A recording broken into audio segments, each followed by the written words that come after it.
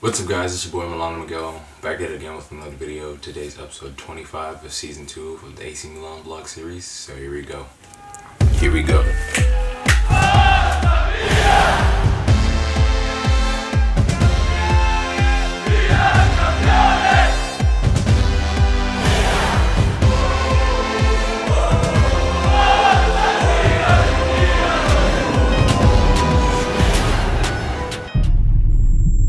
Okay, match day 25, Italian Serie A. We're coming off the 2-1 win against Roma at the Stadio Olimpico. A very, very good game and an impressive performance by the Rossoneri to turn things around.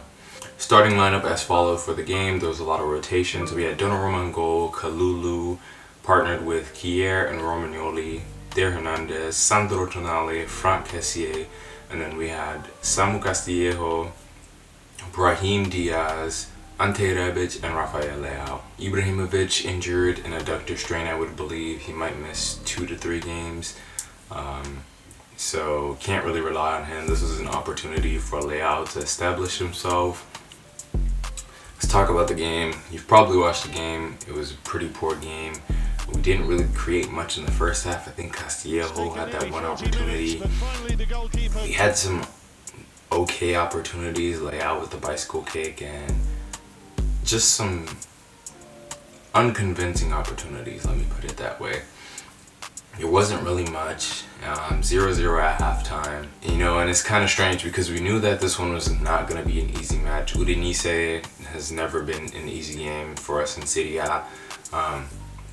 We haven't won 3 in a row since 2008 against Udinese. And Udinese is that type of team that always comes to play when it comes to the big dogs. We lost to them last year at the start of the Giampaolo era, which is terrible. And I was hoping for a win, but we all knew that it wasn't going to be an easy win, especially with the rotation in the squad, with the injuries, and the immense schedule that we have coming up. It was a lackluster result. Nobody really performed. Theo Hernandez was poor. Yes, he went up and down the wings, but wasn't really productive. I can say that Leao probably wasted this opportunity to be a striker, and many people say he's a winger. I think he's capable of doing both. He's very talented, and I do like him, and I do want him to stay, but his contribution to the team needs to get a little more. Frank Kessié, pretty solid. Can't really say anything about him. We conceded a very odd goal. Off of a corner kick. Donnarumma just didn't make the save. He kind of had a brain fart Handanovic moment where he just froze up and didn't do anything, and it ended up going in the back of the net, and Udinese lead us.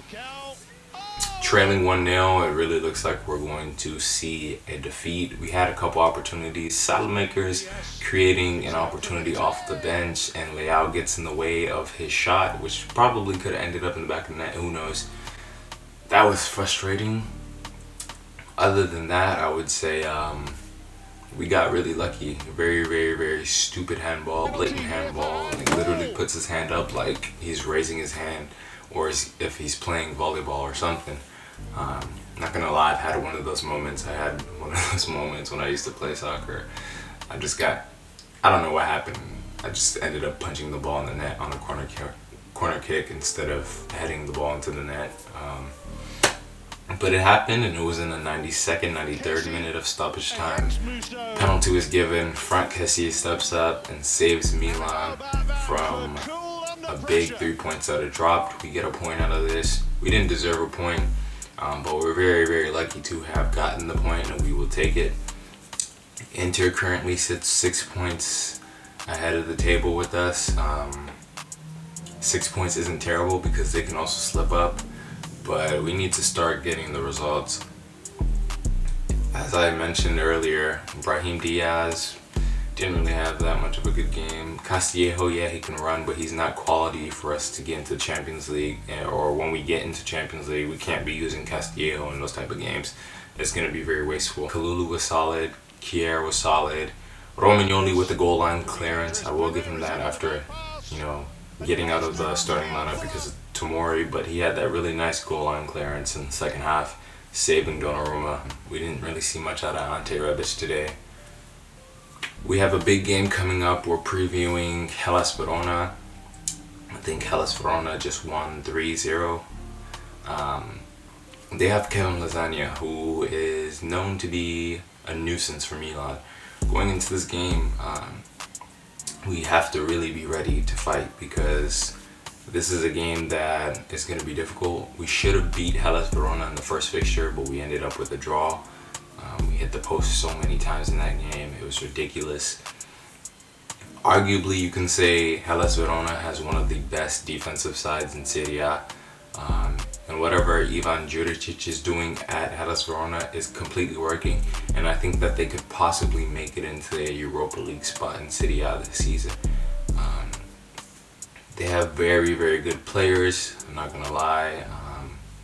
So let's not take this game easily. Let's not take it lightly because losing this game can ultimately alter our position in the table. Hellas Verona is known for pulling up upsets. They managed to draw against Juve both times in the Serie A, so they are a threat. And I'm really worried that Milan may go into this game lackluster again. Just need to bounce back. We need to make top 4 because if we don't make top 4, the objectives that we have set in place for this project for Milan is going to be a setback again. We need that money. We need that revenue. We need to get better players into this team. Some of the players in our squad are mediocre. We all know that.